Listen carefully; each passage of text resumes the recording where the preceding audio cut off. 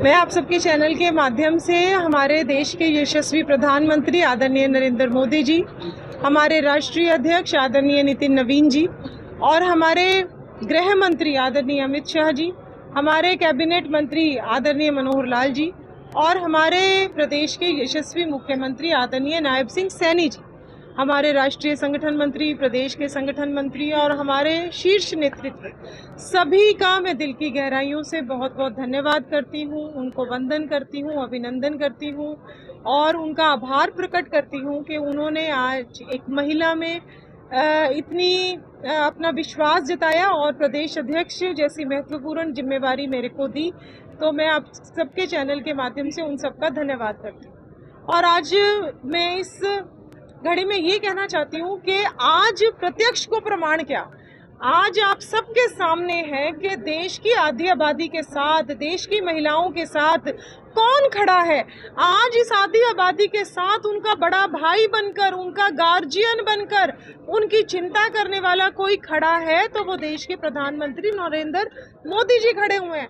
आज अगर हम विपक्ष की बात करें तो नारी शक्ति वंदन अधिनियम एक ऐसा महत्वपूर्ण बिल था जिसमें देश की आधी आबादी को केवल 33% का आरक्षण तो मिल रहा था। बहनें आगे आती, राजनीतिक क्षेत्र में उनकी भागीदारी बढ़ती, देश के निर्णय लेने में उनका भी योगदान होता, लेकिन उस काम को होने नहीं दिया। चाहे वो कांग्रेस पार्टी थी, चाहे सपा थी, चाहे टीएमसी थी, चाहे डीएमके थी, इन सारी पार्टियों ने मिलकर हम देश की महिलाओं की पीठ में छुरा घोंपा। इन सारी पार्टियों ने मिलकर हम देश की महिलाओं के साथ विश्वासघात किया। इन सारी पार्टियों ने मिलकर हमारे अधिकारों का हनन किया। लेकिन इस सब के बावजूद भी हम देश की बेटियों के साथ अगर कोई खड़ा है तो वो हमारे प्रधानमंत्री नरेंद्र मोदी जी खड़े हुए हैं। और ये नरेंद्र मोदी जी की दूरदर्शिता का ही परिणाम है कि आज आप मेरे को देख रहे हो कि मैं इस महत्वपूर्ण पद की जिम्मेवारी मेरे को दी गई है। मैडम, प्रदेश अध्यक्ष की सूचना आपको कैसे मिली, फोन पर या किसने? मुझे सबसे पहले हमारे संगठन मंत्री आदरणीय फणींद्र नाथ शर्मा जी का फ़ोन जैसे ही चिट्ठी आई थी तो मैं तो भी देख नहीं पाई थी चिट्ठी, क्योंकि हम तो सीएम साहब के कार्यक्रम के लिए तैयारियों में व्यस्त थे। तो सबसे पहला फ़ोन मेरे पास हमारे संगठन महामंत्री आदरणीय फणींद्र नाथ शर्मा जी का आया कि आपको बहुत बहुत बधाई है, और फिर उसके बाद तो आप सब देख ही रहे हैं। मैडम, जिम्मेदारी बढ़ी है, पूरा प्रदेश देखना होगा, तो ऐसे में कुछ चुनौतियाँ भी सामने।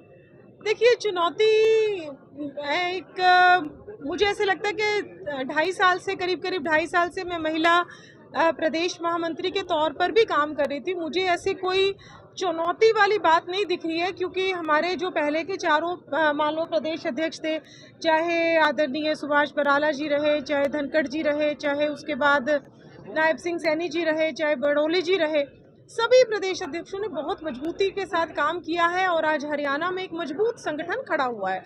ये संगठन उतनी ही मजबूती के साथ काम करे, अगर कहीं कोई कमजोरी है तो उस कमजोरी को दुरुस्त करने का काम।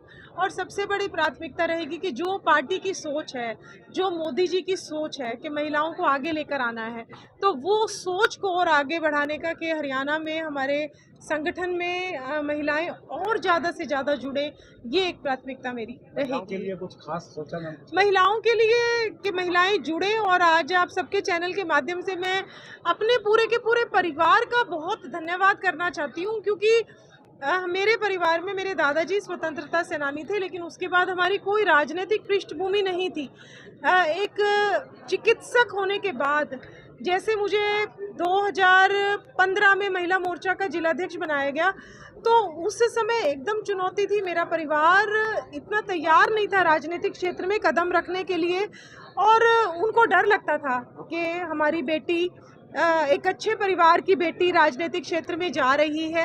लेकिन फिर जैसे जैसे मेरे परिवार ने, चाहे मेरे पिता हैं, चाहे मेरी माता जी हैं, मेरा भाई है, मेरे पति है, मेरा बेटा है, मेरी बेटी, उन सब ने जब मेरी वर्किंग देखी कि ये ठीक काम कर रही है, अच्छे से काम कर रही है, तो उसके बाद उन्होंने मेरे को हर तरीके से सहयोग किया, क्योंकि परिवार के सहयोग के बिना मैं आज यहाँ तक नहीं पहुँच सकती थी। तो जिस तरीके से संगठन ने मेरी चिंता करी और संगठन ने मुझे यहाँ तक पहुँचाया, तो परिवार का भी योगदान कम नहीं था।